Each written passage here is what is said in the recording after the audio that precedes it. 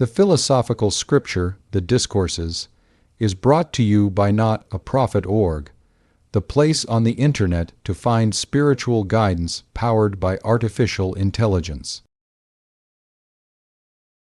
Chapter 16 of Providence.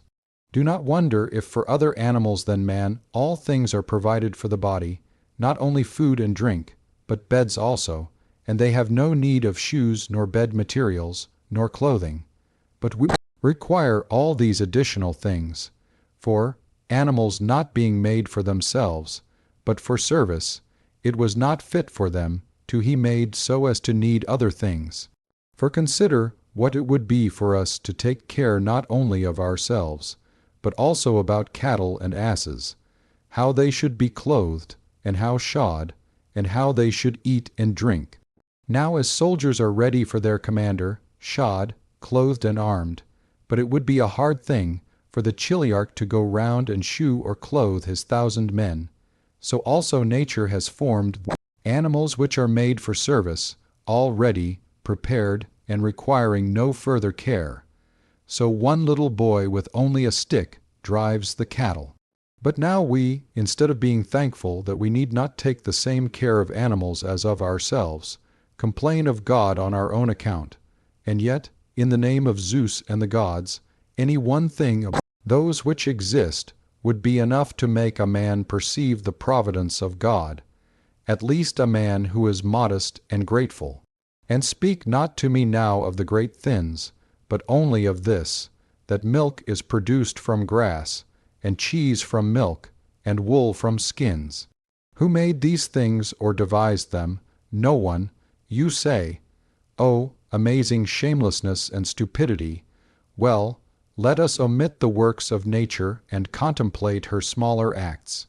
Is there anything less useful than the hair on the chin? What then? Has not nature used this hair also in the most suitable manner possible? Has she not by it distinguished the male and the female? Does not the nature of every man forthwith proclaim from a distance, "I am a man, as such approach me, as such speak to me"? Look for nothing else. See the signs. Again, in the case of women, as she has mingled something softer in the voice, so she has also deprived them of hair on the chin. You say, not so, the human animal ought to have been left without marks of distinction, and each of us should have been obliged to proclaim, "I am a man." But how is not the sign beautiful and becoming and venerable? How much more beautiful than the cock's comb, how much more becoming than the lion's mane? For this reason we ought to preserve the signs which God has given. We ought not to throw them away, nor to confound, as much as we can, the distinctions of the sexes. Are these the only works of providence in us? And what words are sufficient to praise them and set them forth according to their worth?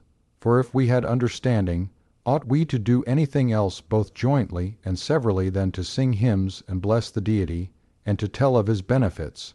Ought we not, when we are digging and plowing and eating, to sing this hymn to God? Great is God, who has given us such implements with which we shall cultivate the earth. Great is God, who has given us hands, power of swallowing, a stomach, imperceptible growth, and the power of breathing while we sleep.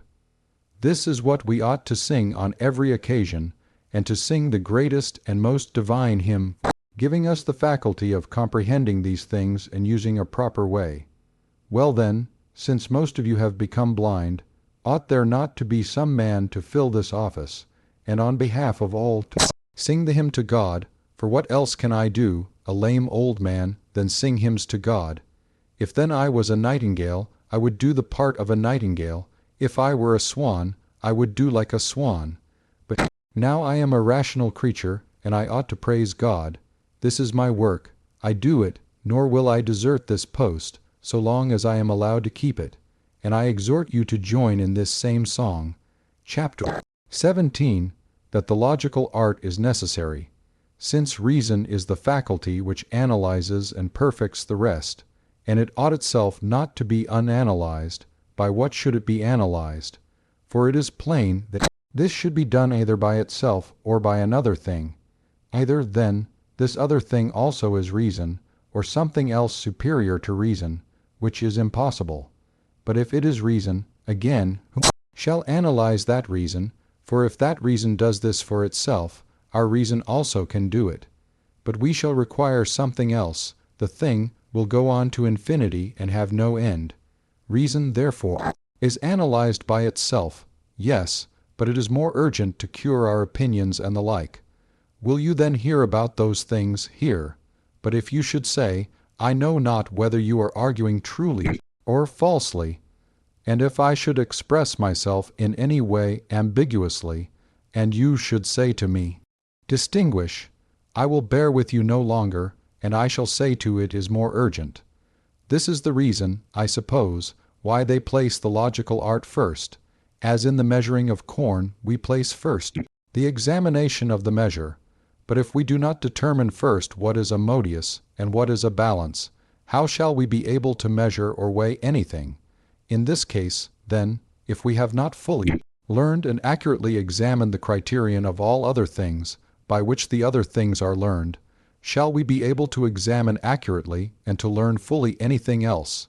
Yes, but the modius is only wood, and a thing which produces no fruit. But it is a thing which can measure corn. Logic also produces no fruit. As to this, indeed, we shall see. But then, even if a man should grant this, it is enough that logic has the power of distinguishing and examining other things, and, as we may say, of measuring and weighing them. Who says this? Is it only Chrysippus, and Zeno, and Cleans? And does not Antisthenes say so? And who is it that has written that the examination of names is the beginning of education? And does not Socrates say so? And of whom does Xenophon write, that he began with the examination of names, what each name signified? Is this then the great and wondrous thing to understand or interpret Chrysippus, who says this? What then is the wondrous thing? To understand the will of nature. Well then do you apprehend it yourself by your own power, and what more have you need of? For if it is true that all men err involuntarily, and you have learned truth of necessity, you must act right. But in truth I do not apprehend the will of nature. Who then tells us what it is? They say that it is Chrysippus. I proceed, and I inquire what this interpreter of nature says. I begin not to understand what he says. I seek an interpreter of Chrysippus. Well, consider how this is said, just as if it were said in the Roman tongue. What then is this superciliousness of the interpreter? There is no superciliousness which can justly be charged even to Chrysippus, if he only interprets the will of nature, but does not follow it himself. And much more is this so with his interpreter, for we have no need of Chrysippus for his own sake, but in order that we may understand nature. Nor do we need a diviner on his own account, but because we think that through him we shall know the future and understand the signs given by the gods. Nor do we need the viscera of animals for their own sake, but because through them signs are given. Nor do we look with wonder on the crow or raven, but on God, who through them gives signs.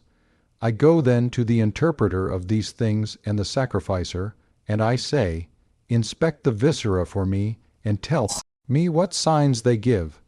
The man takes the viscera, opens them, and interprets them. Man, he says, you have a will free by nature from hindrance and compulsion. This is written here in viscera. I will show you this first in the matter of assent. Can any man hinder you from assenting to the truth? No man can. Can any man compel you to receive what is false? No man can.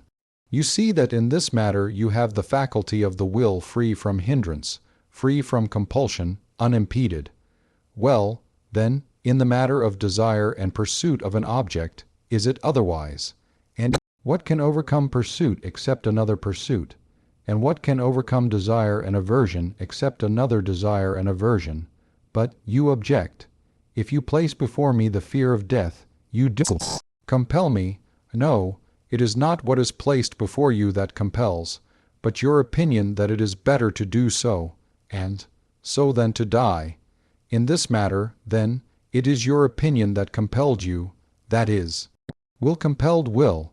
For if God had made that part of himself, which he took from himself and gave to us, of such a nature as to be hindered or compelled either by himself or by another, he would not then be God, nor would he be taking care of us as he ought. This, says the diviner, I find in the victims. These are the things which are signified to you. If you choose, you are free. If you choose, you will blame no one. You will charge no one. All will be at the same time according to your mind and the mind of God.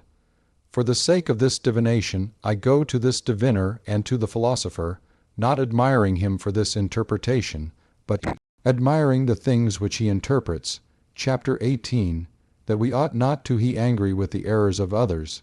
If what philosophers say is true, that all men have one principle, as in the case of assent the persuasion that a thing is so, and in the case of dissent the persuasion that a thing is not so, and in the case of a suspense of judgment the persuasion that a thing is uncertain, so also in the case of a movement toward anything the persuasion that a thing is for a man's advantage. And it is impossible to think that one thing is advantageous and to desire another, and to judge one thing to be proper and to move toward another. Why then are we angry with the many? They are thieves and robbers. You may say, what do you mean by thieves and robbers? They are mistaken about good and evil. Ought we then to be angry with them, or to pity them, but show them their error, and you will see how they desist from their errors. If they do not see their errors, they have nothing superior to their present opinion. Ought not then this robber and this adulterer to be destroyed? By no means say so, but speak rather in this way. This man who has been mistaken and deceived about the most important things, and blinded, not in the faculty of vision which distinguishes white and black, but in the faculty which distinguishes good and bad, should we not destroy him? If you speak thus, you will see how inhuman this is which you say, and that it is just as if you would say, ought we not to destroy this blind and deaf man? But if the greatest harm is the privation of the greatest things, and the greatest thing in every man is the will or choice such as it ought to be, and a man is deprived of this will, why are you also angry with him? Man, you ought not to be affected contrary to nature by the bad things of another. Pity him rather. Drop this readiness to be offended and to hate, and these words which the many utter, these accursed and odious fellows. How have you been made so wise at once, and how are you so peevish? Why then are we angry? Is it because we value so much the things of which these men rob us? Do not admire your clothes, and then you will not be angry with the thief. Do not admire the beauty of your wife, and you will not be angry with the adulterer. Learn that a thief and an adulterer have no place in the things which are yours, but in those which belong to others and which are not in your power. If you dismiss these things and consider them as nothing, with whom are you still angry? But so long as you value these things, be angry with yourself rather than with the thief and the adulterer. Consider the matter thus: you have fine clothes, your neighbor has not. You have a window, you wish to air the clothes. The thief does not know wherein man's good consists, but he thinks that it consists in having fine clothes, the very thing which you also think. Must he not then come and take them away? When you show a cake to greedy persons, and swallow it all yourself, do you expect them not to snatch it from you? Do not provoke them. Do not have a window. Do not air your clothes. I also lately had an iron lamp placed by the side of my household gods. Hearing a noise at the door, I ran down, and found that the lamp had been carried off. I reflected that he who had taken the lamp had done nothing strange. What then? Tomorrow, I said, you will find an earthen lamp, for a man only loses that which he has. I have lost my garment. The reason is that you had a garment. I have pain in my head. Have you any pain in your horns? Why then are you troubled?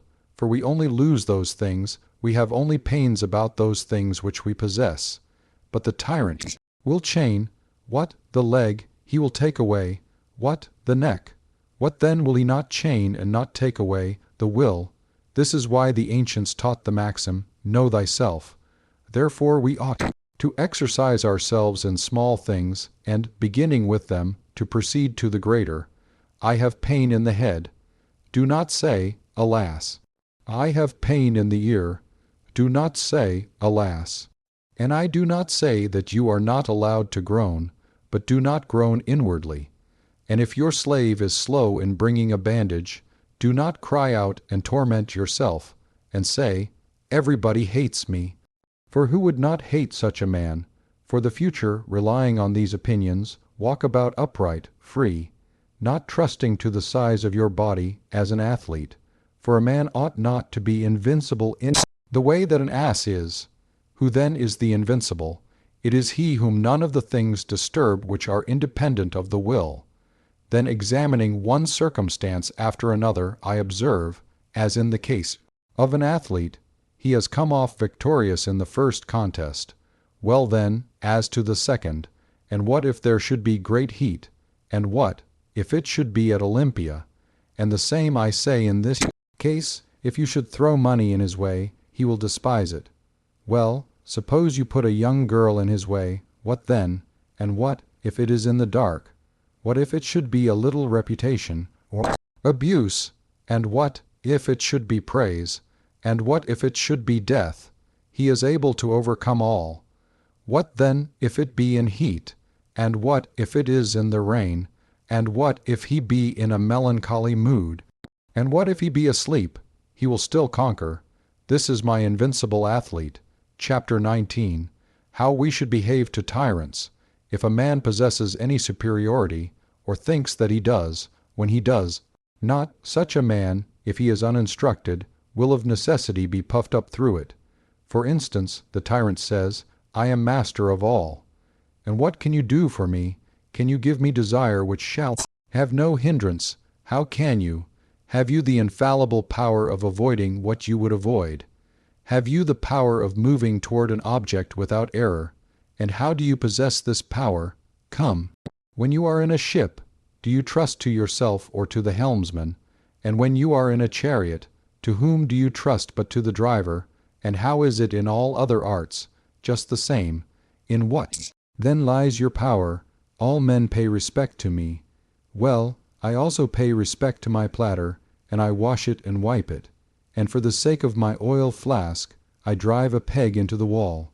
Well then, are these things superior to me? No, but they supply some of my wants, and for this reason I take care of them. Well, do I not attend to my ass? Do I not wash his feet? Do I not clean him? Do you not know that every man has regard to himself, and to you just the same as he has regard to his ass? For who has regard to you as a man, show me.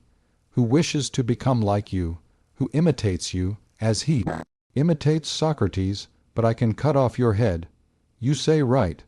I had forgotten that I must have regard to you, as I would to a fever and the bile, and raise an altar to you, as there is at Rome. Altar to fever. What is it then that disturbs and terrifies the multitude? Is it the tyrant and his guards? I hope that it is not so. It is not possible that what is by nature free can be disturbed by anything else, or hindered by any other thing than by itself. But it is a man's own opinions which disturb him. For when the tyrant says to a man, "I will chain your leg," he who values his leg says, "Do not, have pity." But he who values his own will says, "If it appears more advantageous to you, chain it." Do you not care? I do not care. I will show you that I am master. You cannot do that. Zeus has set me free.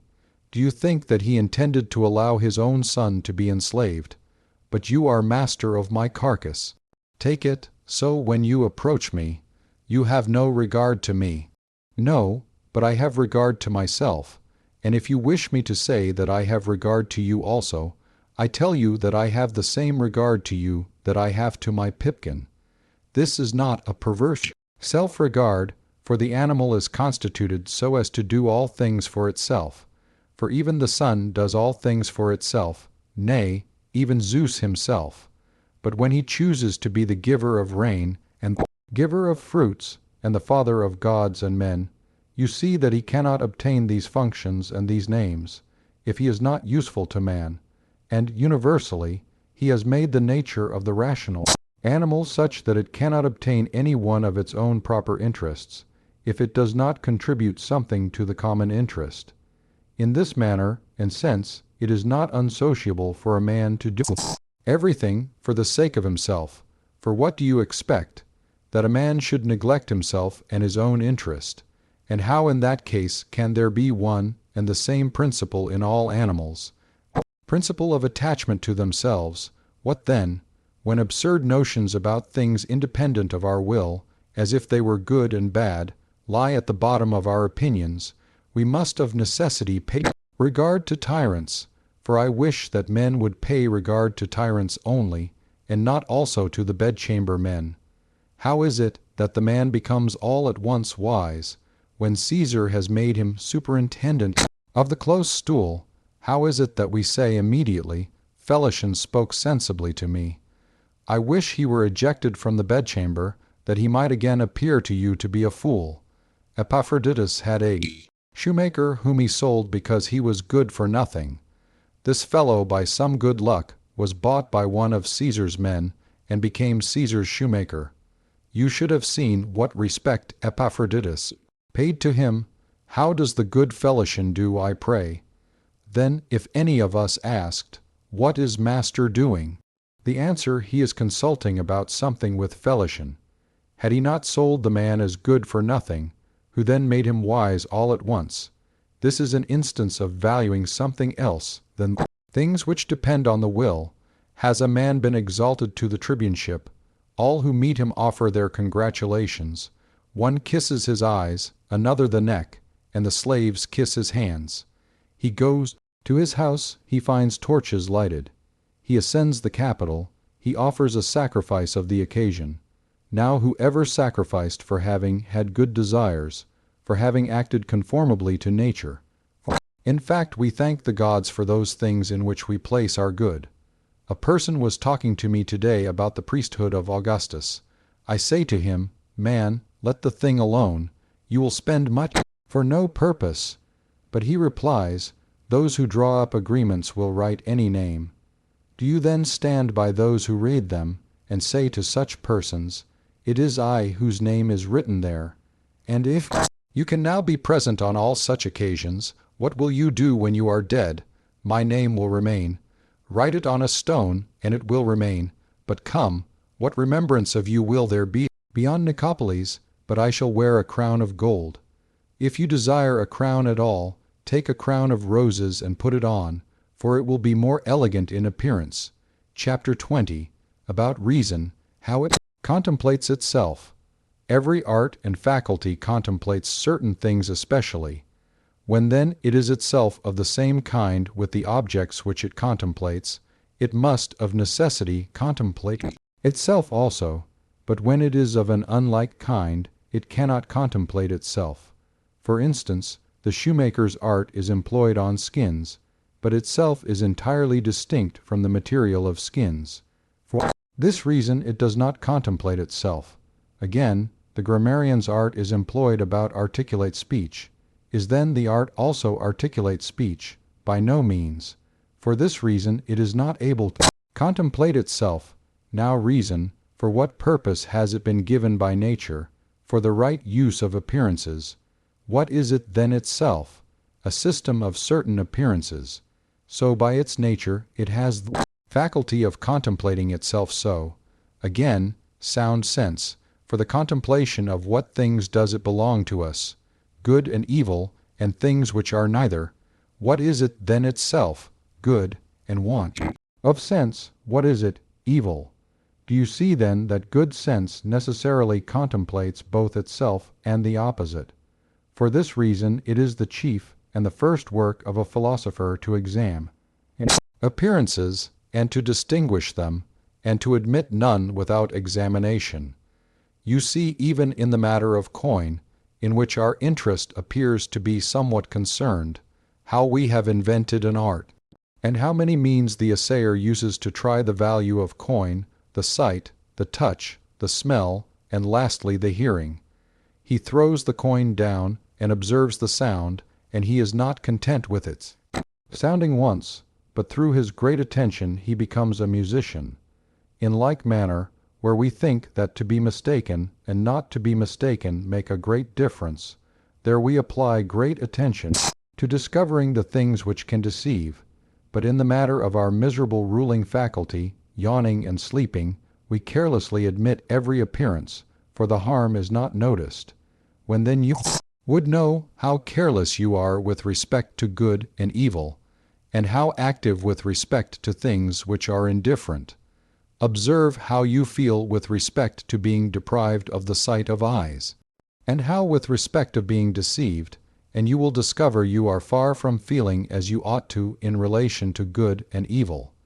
But this is a matter which requires much preparation, and much labor and study. Well then do you expect to acquire the greatest of arts with small labor, and yet the chief doctrine of philosophers is brief. If you would know, read Zeno's writings, and you will see for how few words it requires to say man's end is to follow the gods, and that the nature of good is a proper use of appearances. But if you say, what is God, what is appearance, and what is particular, and what is universal nature, then indeed many words are necessary. If then Epicurus should come and say that the good must be in the body, in this case also many words become necessary, and we must be taught what is the leading principle in us, and the fundamental, and the substantial, and as it is not probable that the good of a snail is in the shell, is it probable that the good of a man is in the body. But you yourself, Epicurus, possess something better than this. What is that in you which deliberates? What is that which examines everything? What is that which forms a judgment about the body itself, that it is the principal part? And why do you light your lamp and labor for us, and write so many books? Is it that we may not be ignorant of the truth, who we are, and what we are with respect to you? Thus the discussion requires many words.